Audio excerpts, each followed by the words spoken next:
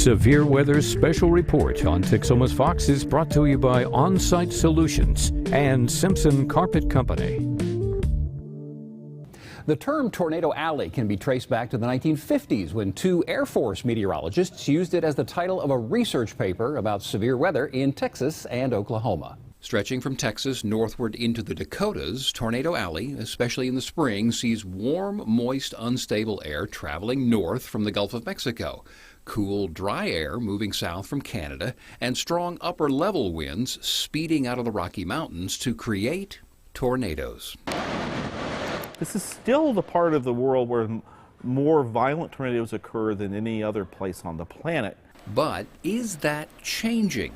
In the early 1970s, the term Dixie Alley was first used. It's loosely defined, that extends maybe from eastern Louisiana through Alabama. And it particularly seems to be focused on the fact that they get a lot of tornadoes in the fall. Dr. Harold Brooks at the National Weather Center in Norman, Oklahoma, and colleague Dr. Victor Gensini have been researching a shift in the alleys.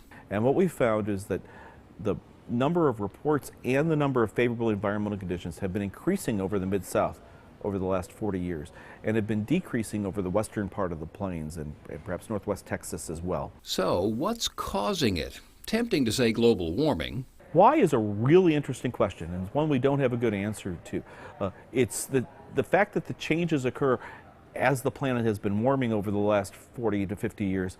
It makes it very tempting to think that it's related to global warming. But we don't have a complete physical linkage yet to do that. If Texoma is trending down, can we breathe a sigh of relief? I don't think there's any particular sense of relief that you can get if you live in Texoma about what's actually any of the changes we've seen. Because the threat's still there. It's still a real threat.